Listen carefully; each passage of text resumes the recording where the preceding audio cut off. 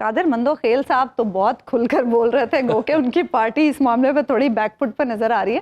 کیا وجہ آپ کو لگ رہی ہے کہ کیوں پیپلز پارٹی اس معاملے پر بات کرنے سے گریزا ہے؟ گو کہ قادر مندوخیل صاحب نے اپنی ذاتی بات کی ہے، پارٹی کی بات نہیں کی. دیکھیے بعض لوگ جو ہوتے ہیں وہ پارٹی کے ضمیر کا کردار ادا کرتے ہیں. قادر مندوخیل صاحب بھی ان لوگوں میں ہیں جو پارٹی کے ضمیر کا کردار ادا کرتے ہیں.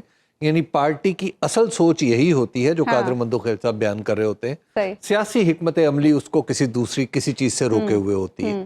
تو یہ طریقہ کار ہوتا ہے پولیٹیکل پارٹیز کا کہ اپنے ضمیر کو بھی بعض اوقات وہ آواز دیتے ہیں کہ جناب کھل کے بات کرو، جاؤ میڈیا پہ اور آگے ہمارا بیانیہ بڑھاؤ.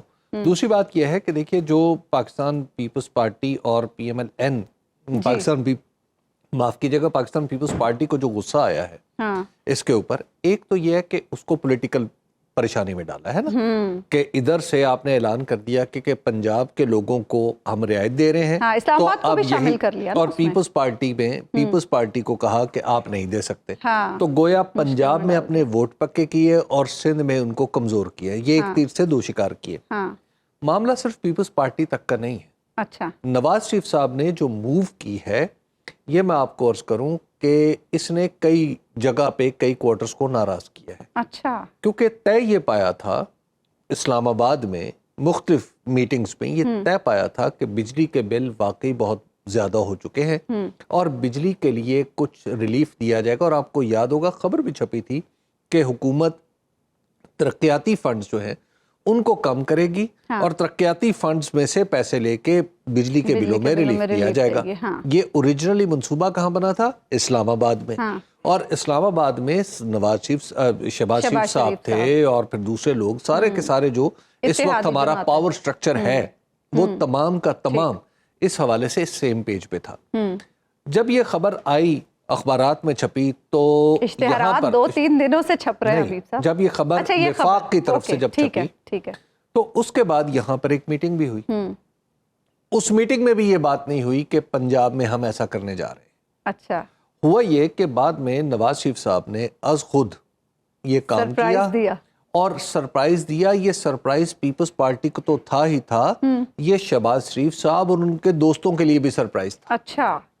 تو اب جو صورتحال ہے اس نے کئی جگہ پہ ترشی پیدا کی ہے. اچھا، اور آپ نے دیکھا کہ اس پورے معاملے میں مریم نواز صاحبہ کافی خاموش ہے. ہاں، ہم یہ سمجھے کہ نواز شریف صاحب فارم میں آ رہے ہیں. نہیں، نواز شریف صاحب فارم میں نہیں آ رہے. اچھا، نواز شریف صاحب کو اور کچھ سوجھ نہیں رہا کہ اس کے علاوہ وہ کیا پالیٹکس کریں. اچھا. آپ دیکھ لیجئے نا کہ نواز شریف صاحب کی پارٹی جو ہے وہ تمام کی تمام کیا کر رہی ہے، اس کو بائک دے دو، اس کو لیپ ٹاپ دے دو، اس کو قرضہ دے دو اور اس کو یہ دے دو، اس کو وہ دے دو، کیونکہ نیریٹو تو ہے کوئی نہیں ہے. اب مسئلہ یہ ہے کہ لیپ ٹاپ تو یہ پہلے بھی دے چکے ہوئے ہیں، تو ان کے پاس وہی کند حربہ ہے جو دوبارہ استعمال ہو رہا ہے. اس کے علاوہ ان کے پاس چارہ کوئی نہیں ہے کہ کس طرح لوگوں کو کنونس کریں کہ ہم ایک لیجٹیمیٹ گورنمنٹ ہیں، ہماری پنجاب میں گورنمنٹ لیجٹیمیٹ ہے، ہماری وفاق کی نشستیں جو قومی اسمبلی کی ہیں وہ لیجٹیمیٹ ہیں. تو وہ جو لیجٹیمیسی کی تلاش میں پھر رہی تھی پارٹی، اب وہ تو نظر کہیں نہیں آ رہی. آپ نے کہا کہ مختلف کوارٹرز میں ترشی پیدا ہوئی ہے، اس کے اثرات پھر آنے والے دنوں میں کیا ہوگا؟ نہیں، کوئی زیادہ نہیں ہوں گے. اچھا، اسٹریٹجک ترشی پیدا نہیں ہوئی. یعنی ایسا نہیں ہوا کہ جس کی بنیاد پہ آگے چل کے آپ چلیں اور آپ یہ گمان کر لیں کہ جناب سب کچھ علیحدہ علیحدہ ہو جائے گا. لیکن ایک کوشش ایک اپروچ آ گئی، ایک محتاط، طبیعتیں زیادہ محتاط ہو گئی. ایک ہوتا نا کہ اگر میں آپ کے ساتھ کوئی وعدہ کروں اور اس کی خلاف ورزی کر دوں یا وقت سے پہلے اس بات کا اظہار کر دوں تو ڈیفینیٹلی آپ کے دل میں تو خیال آئے گا نا کہ جناب یہ حبیب اکرم صاحب نے کیا کیا. لیکن بہرحال معاملات پھر بھی چلتے رہیں گے. اس کی وجہ یہ ہے کہ سارے کا سارا سسٹم ایک دوسرے کے ساتھ بندھا ہوا ہے اور وہ جو باندھنے والی رسی ہے اس کا نام ہے عمران خان.